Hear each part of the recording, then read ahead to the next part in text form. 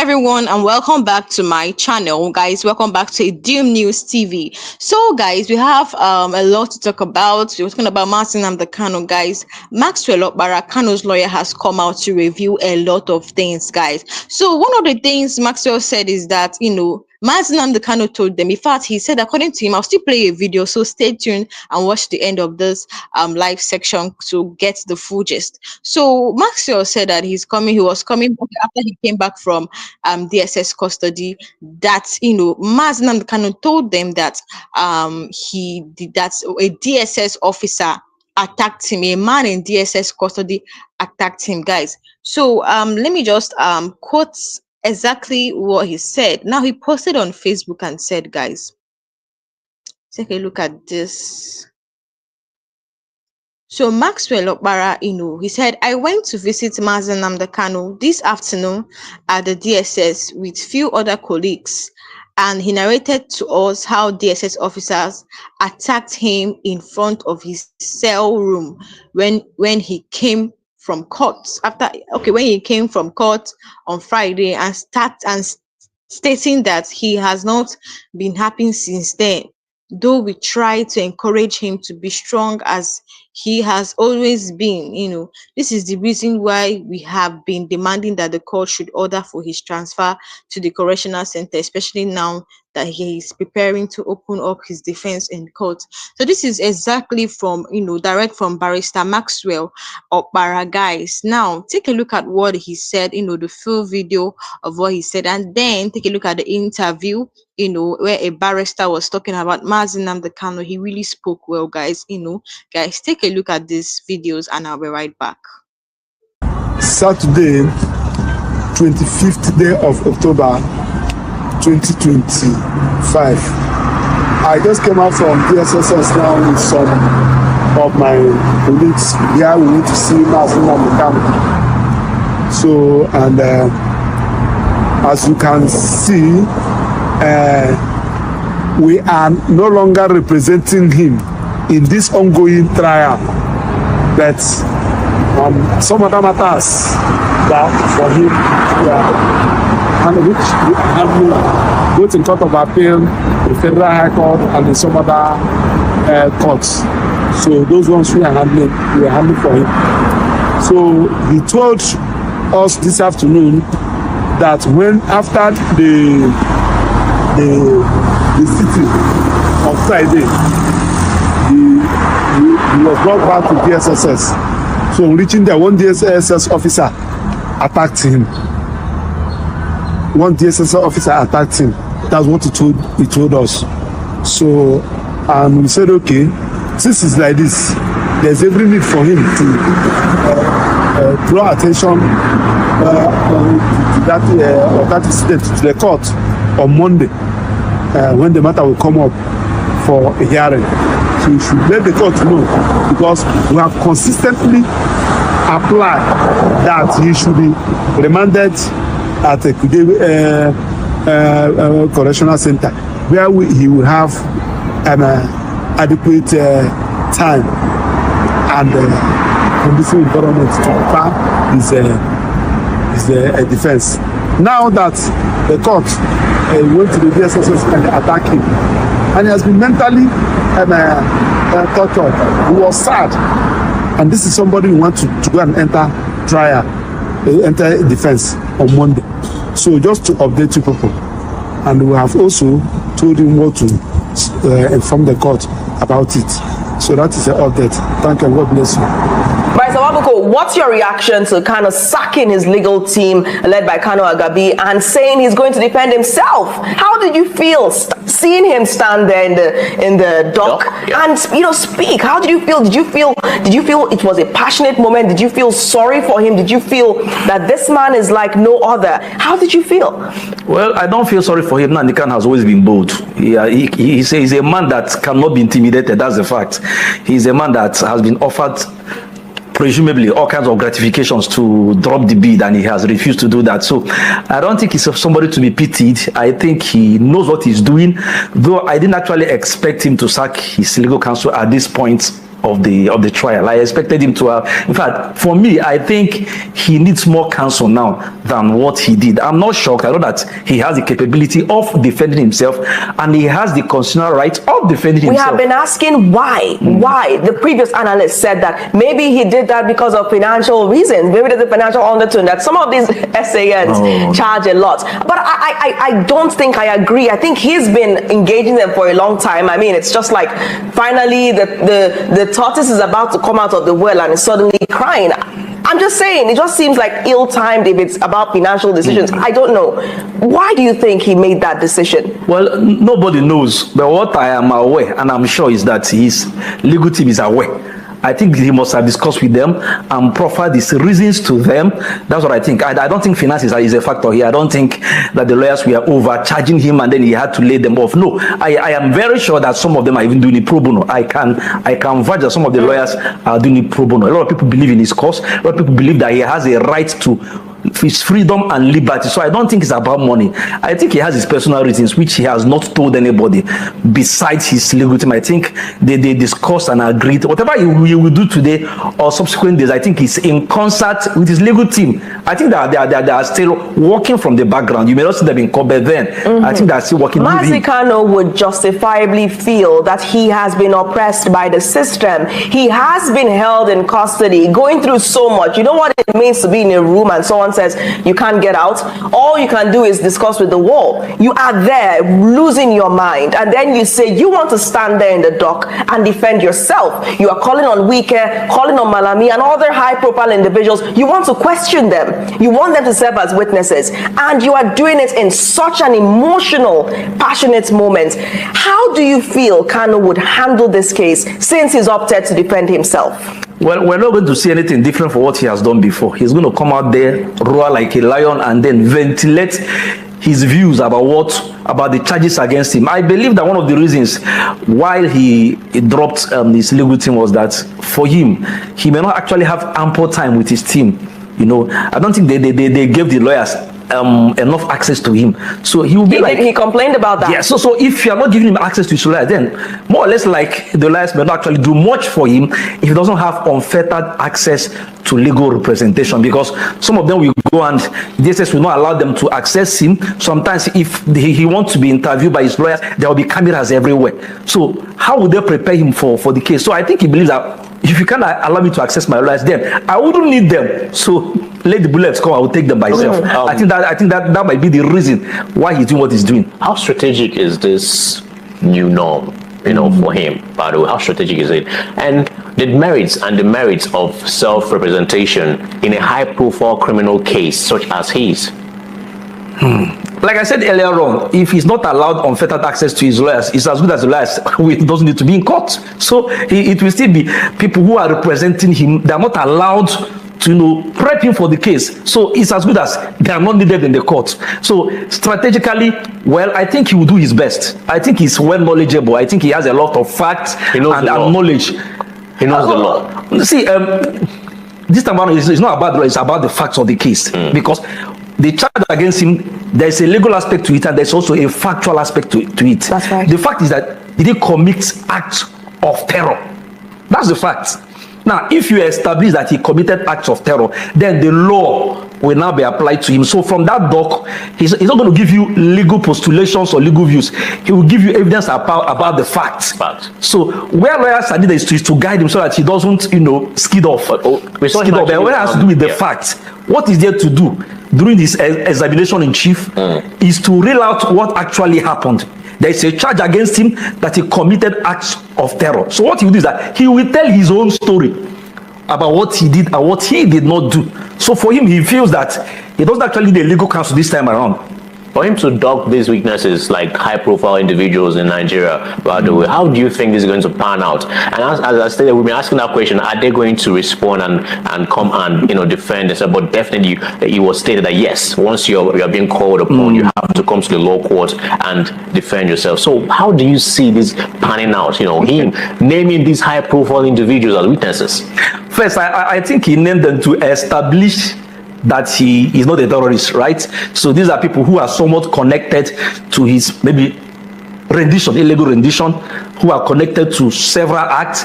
People like Governor of Imo State that was reported to say that the acts of terror in the state were not perpetrated by IPOB. So I think he picked some people who he feels that they will actually make his case better.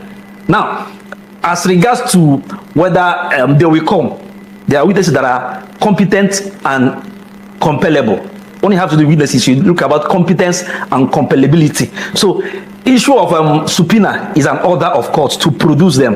Now, whoever is subpoenaed to come and give evidence also has a right to file an application in court, telling the court that I don't have any connection to this case. These people, so that he's called, they are Yes. not there to basically pour sand in his case. They are there to probably say some things that could make a better case for him. Do you see that happening? You talked about Hope Uzodinma now that has once dissociated the issues in the state from IPOB, right? Yes. So that's on one side. What about the FCT minister? Would he make Nnamdi Kanu's case better for him?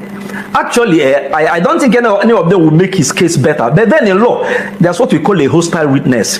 A hostile witness is when your witness turns against you. So if they come to court, they announce Nnamdi Kanu's witnesses. Now, if they give evidence contrary to evidence that will support Nnamdi Kanu's bid, what Nnamdi Kanu will do is to declare them hostile witnesses and put questions to them. He will not have the right of cross-examining his own witnesses. So what he's trying to do, he's trying to play a strategic, a master stroke by getting them to come to court. Definitely they will not give evidence in his favor. He will not declare them as hostile witnesses to be able to ask them some questions, which will make them to give some things that will extricate him. Barrister Wabuko, I have to say this on live TV. You are too wise. You are just too wise. The way you unravel this case, the way you just, I mean, if everybody is turning the tables, then let's all turn the tables. Symbolically, what did it mean for Mazi Nnamdi Kanu, after so many years in custody, for Mazi Kanu to stand there in the dock on his own? If he wins or loses this case, what would it go down in history as? What would be the story of Mazi Nnamdi Kanu in that moment, standing there, the Constitution in one hand, his case in the other, and all the other documents that he had, he recited, he challenged the court. What would that go down in history as? Well, actually, I think that has shown somebody who is bold enough to stand for what he believes in, bold enough to stand against all odds. You know what it means that you are facing a terror charge and then you are not cowering in fear. Because actually what people expected him to do is to go for settlement. And he's saying, I'm not settling. He's simply saying, I didn't do this. I know a lot of people have approached him to try to settle out of court, to try to look at the option of settlement out of court, to try a sort of ADR. But he shows somebody who is very resolute in what he wants. He's already making headlines. All of us are talking about him today because he's resolute in what he wants to achieve. So what's the case? What are the key issues in Mazi Kanu's case? We're seeing him in court. We're talking about what the court is doing, what police is doing. Could you strategically tell us what the exact cases are before Mazi Kanu at this point? Since he's defending himself, we will say before Mazi Kanu. What are these terrorism charges in the first place? Well, the charges are very clear. The Terrorism Act is very clear. Terrorism Prevention Act, yes, and Prohibition Act is there. So what he's trying to do is to establish two things. One, that he didn't commit any act of terror, that he didn't incite people to violence, that he didn't encourage people to commit, that he himself didn't kill anybody or commit acts. Then, secondly, he will also try to establish that the court has no jurisdiction. That's why he's bringing some of those people in to talk about his illegal rendition, because he's bringing some of these people like Buratai to court to actually ask them questions as to how they brought him all the way from Kenya to Nigeria. So he's trying to establish two things. One, that he didn't commit acts of terror. Secondly, that the court has no jurisdiction to try him, since he's made applications which the court refused, up to the Supreme Court that remitted the matter for a trial. He's not trying to get to be on record by the evidence of the state itself. That's what he's trying to do. Get people who were once governors, who were in the military, who were former governors, to come and give evidence for him as hostile witnesses as to how he was illegally renditioned to Nigeria. And if he achieves that, then there will be no basis for the trial in the first instance. As you call out, some of the high-profile individuals are governors. There are 7 governors. Sanwo-Olu is there, and Hope Uzodinma. Now, some of these individuals who have immunity, are they going to, respond and make themselves applicable in the law court to come and defend and be a witness, as Nnamdi Kanu has, named them as part of his witnesses? Are they going to, by the way, with them, having that immunity backing them as governors? Well, they have a duty to do if they don't want to come to court. If the court issues a subpoena for a witness to come, the witness has a right to file an application stating explicitly while he or she will not be in court to give evidence. So people who have the legal protection of immunity can bring an application to state that, hey, under the law, we are shielded. However, you know what the Constitution does by that provision is not to shield them from giving evidence, but to shield them from being prosecuted. Oh, yeah. So the Constitution does not shield them from giving evidence in any matter. What the Constitution shields them is from being sued to court. So if you are bringing them as a witness, there's no immunity from giving evidence, but there's an immunity from or against prosecution. So but they can still bring an application to court to stop them from coming to court on the basis of their position in government. They can do that. It's not left for the court to rule whether they can be compelled to give evidence or whether they should be let off the hook. We saw him in the dock right there, bringing out certain things, and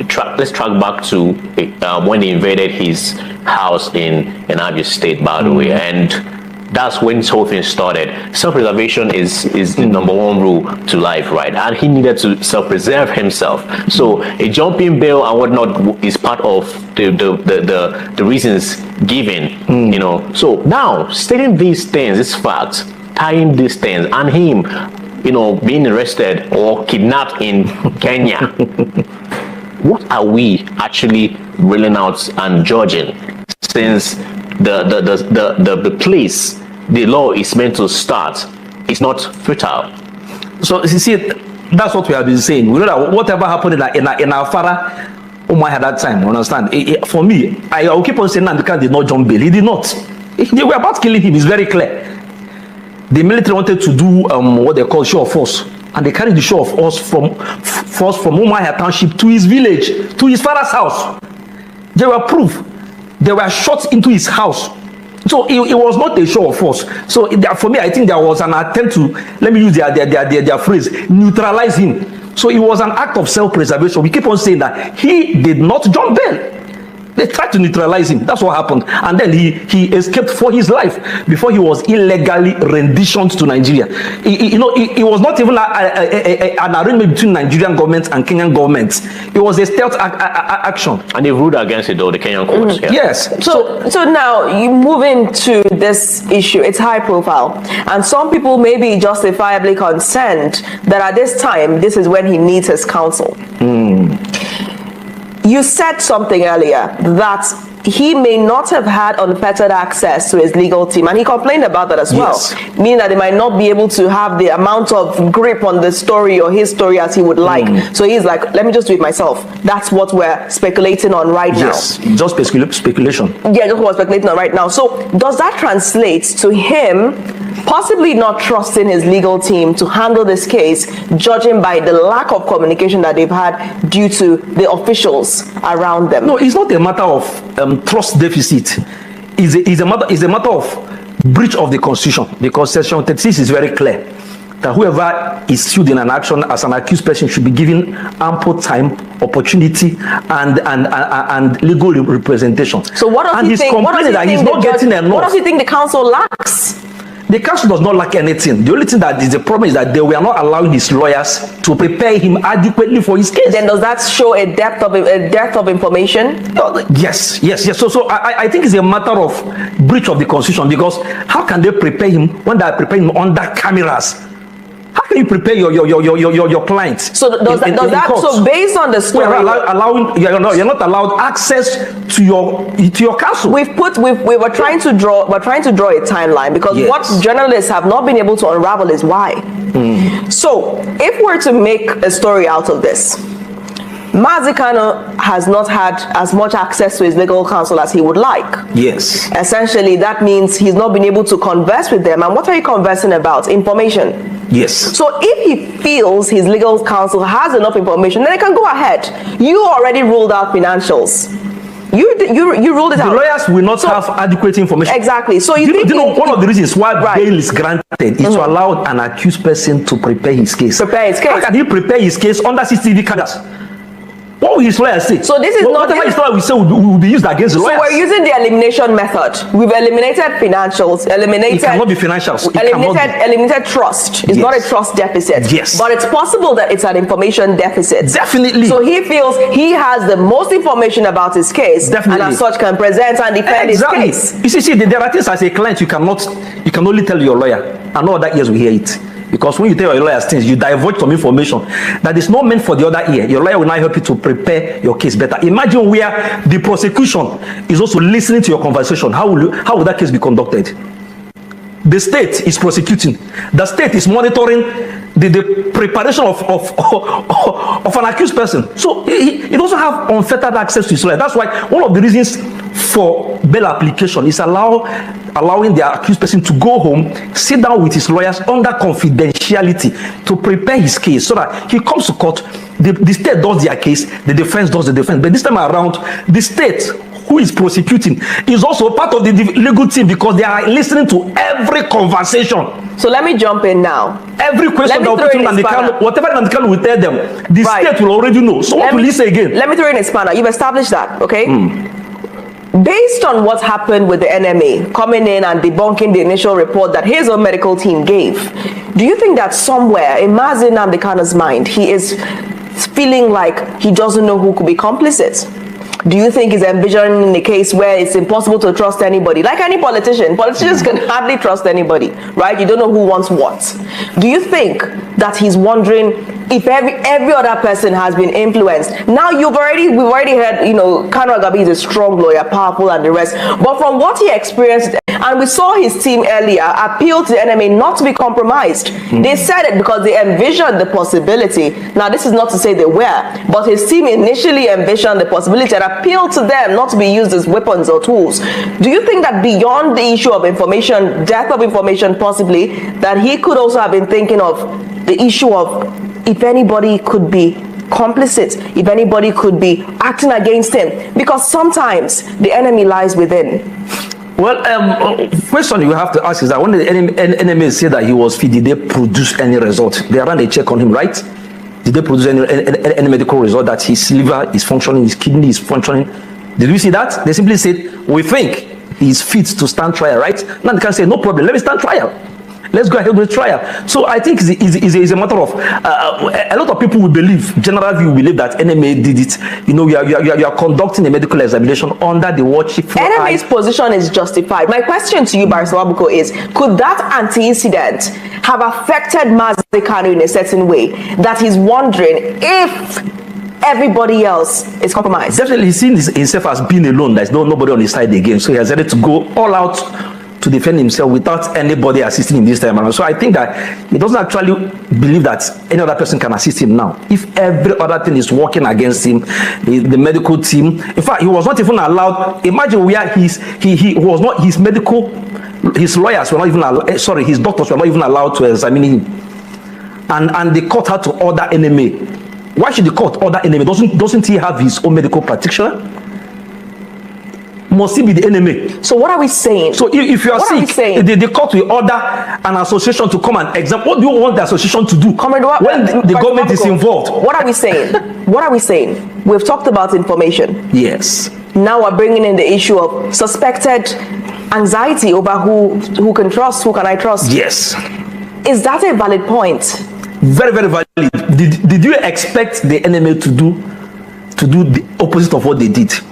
Would you expect the enemy to say that he's not fit to stand trial? We're talking about his counsel now. We're talking about his counsel.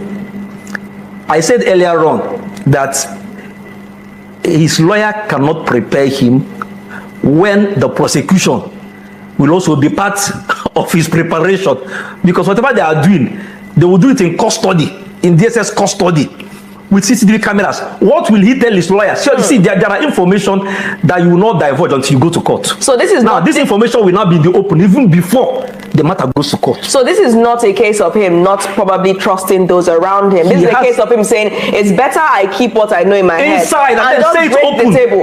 Okay. Yes, and say it open. So that every year we hear it, because if he does that, the oath of confidentiality will be broken, because whatever he's telling his lawyers, DSS is aware of it, federal government is aware of it, Justice Omotoso is aware of it, even before the matter is given as an evidence. So and they wait for him. So he will be ambushed in court. This time around, he's decided that since he can't discuss privately with his lawyers, keep it inside. He wants to internalize and break the table in court. Exactly, break all the table, all the legs of the table, so that everybody will hear it, including the media, including the press, including every other person in the court. They will hear it for the first time. So are we eliminating the death of information and possible suspicions around complicity?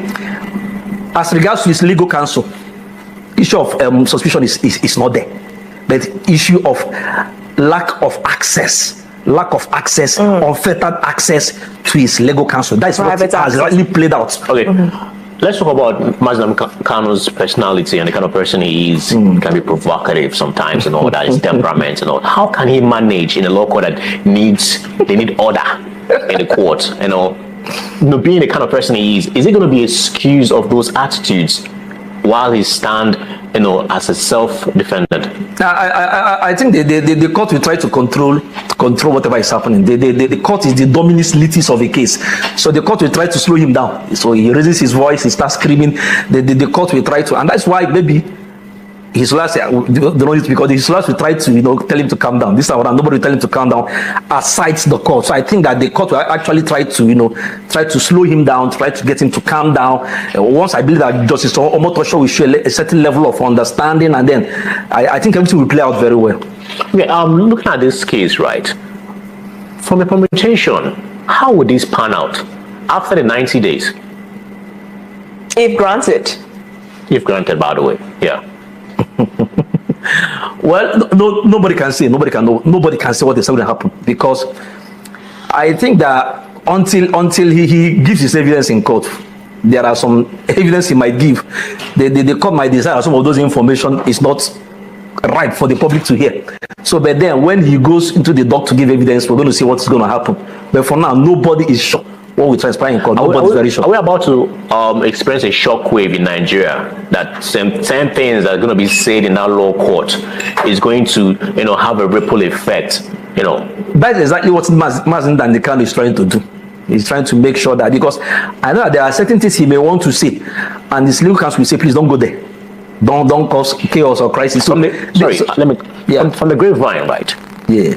Said that certain reasons, part of the reasons why what is happening now is happening is because these individuals, these legal luminaries, always try to avert certain things to be said and put out there. So continue. So when you are representing a client, there are certain information a client will give you. You try to rearrange it, or there are things you tell your client, please don't say this in court, okay? Let's rather go through this route. Now the lawyers, they know the decorum of the court, they know the demeanor of the court, they know the mindset of the courtroom, and then the setting. So they will try to avoid some certain things. But this time around, I think Nnamdi Kanu doesn't want that. He wants to roar. He doesn't want to follow the normal courtroom decorum and etiquette. He just wants to speak his mind. So I think he's telling his lawyers, stay off. Let me see what is on my mind. But then I think that the court will want to try to slow him down to get him to maintain a certain level of courtroom decorum and etiquette, because if that is not done, I don't think the matter will go on successfully. Knowing fully what the kind of person Nnamdi Kanu is, right? And right about now is him trying to say the raw truth.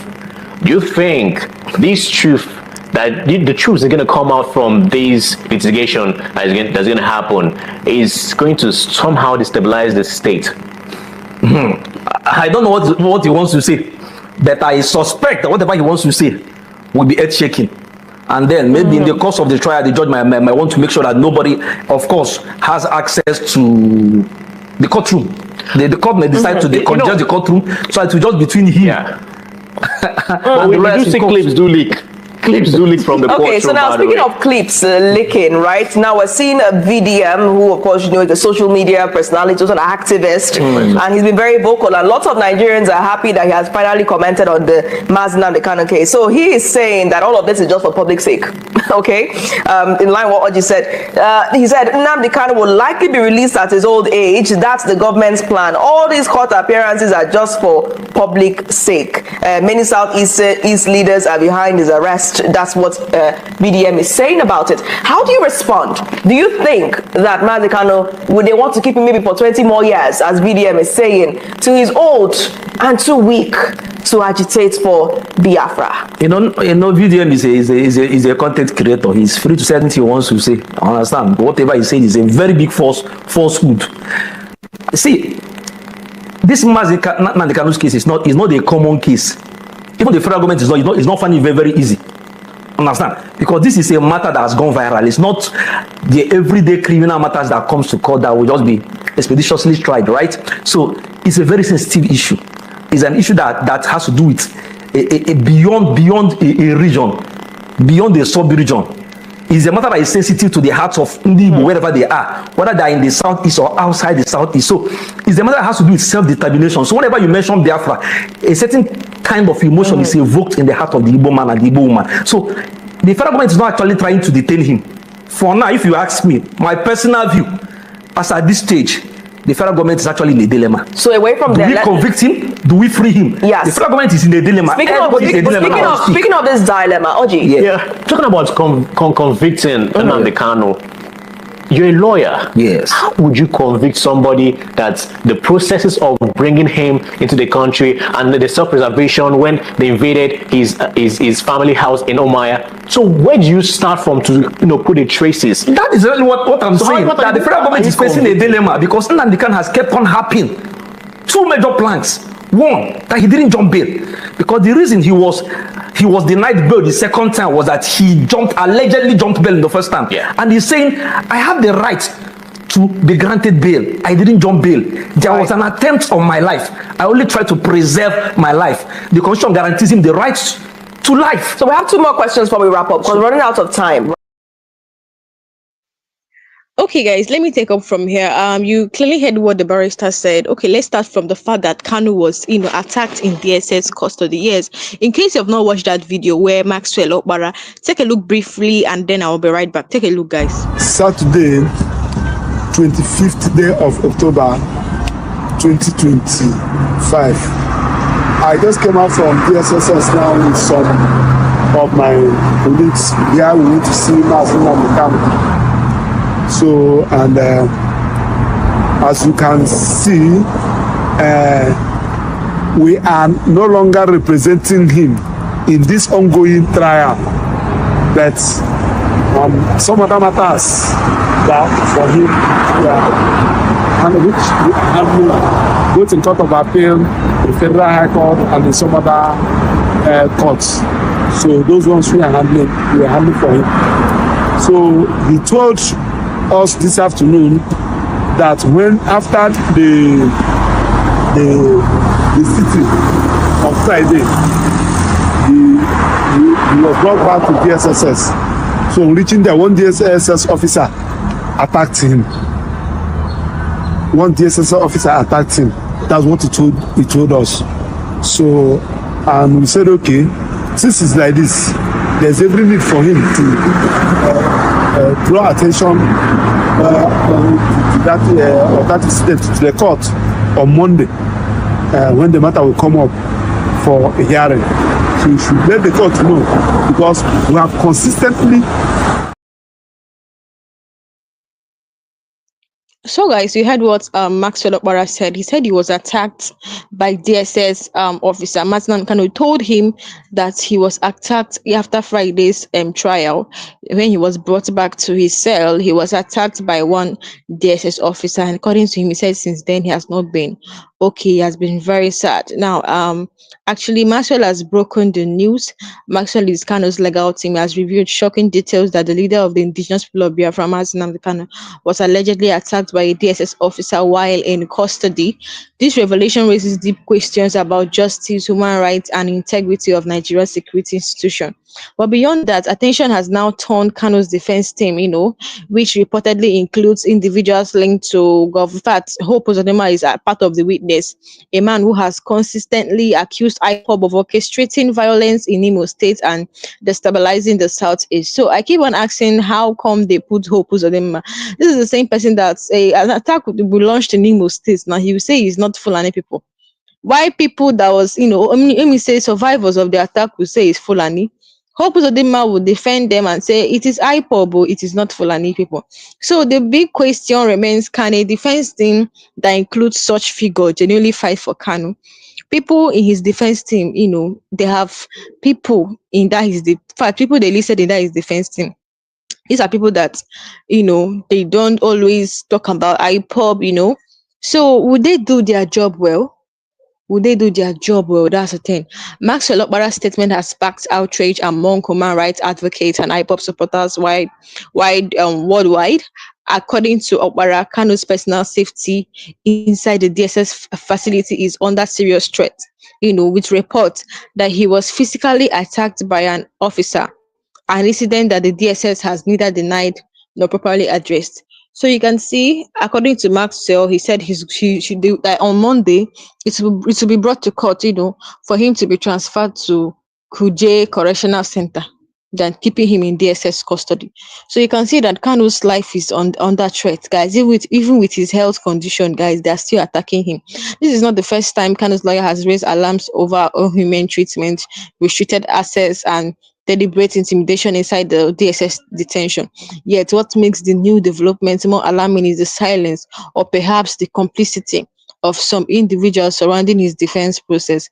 So let's look closely at the roles of Governor Opuzodinma, who, according to the report, is among the influential figures according to, associated with Kanu's defense structure. So Uzodinma has on several occasions openly condemned IPOB, accusing the group of burning government facility, of different things in Imo State. He has called their action terrorist activity, aligning fully with the federal government stance against the separatist movement. Now the question becomes, how can someone who publicly blames IPOB and by extension Kanu for violence also stands on the same side, of justice to defend him in court? This contradiction raises legitimate fears among observers that Kanu's defense may already be compromised, especially when political interests are at play, guys. So the courtroom is supposed to be a sanctuary, in fact, a sanctuary for truth and justice. But in Nigeria, politics often walks through the first door or the door first, If those defending Masina Kanu holds personal, political, or ideological biases against him, you know, against him or his movement, how can justice truly prevail? Is this defense team united in purpose, or is it fragmented, guys, by secret loyalists and silent sabotage? Many believe that. Many believe Many believes that unless Kano's defense team is fully independent and committed to his cause, his case will continue to suffer delay, manipulation, and internal betrayal. So, guys, let's not forget that this is a man whose arrest, extradition, and trial has remained one of the most controversial legal sagas in Nigerian's history, and he represents not just an individual but a movement, a demand for justice, equality, and recognition of the pains of the Igbo people. So now, as his safety in DSS custody has come under trial, Nigerians are asking, will those defending him truly fight for him and simply manage the process until the inevitable happens, guys? So Kanu's life is under threat, guys. He said since that thing happened, since he was attacked by that DSS officer in custody, that he has been sad. His lawyers have told him that he should be strong as he has always been. But guys, his life is under threat. So Maxwell Okpara's revelation is not just a report, it's a warning that the system may be tightening its grip on Nnamdi Kanu, not through law, but through silent violence and political influence, guys. So the defense team must now prove to Nigerians and to history that they are not tools of convenience, but defenders of justice.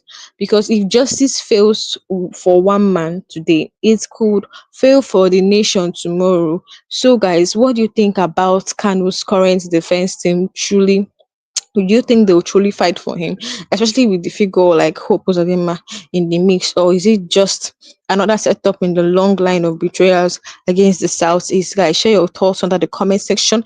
Thank you for watching. Don't forget to like, subscribe, and turn on the notification for more deep political analysis and updates on this unfolding story. So, guys, thank you for watching, and I'll see you guys next time.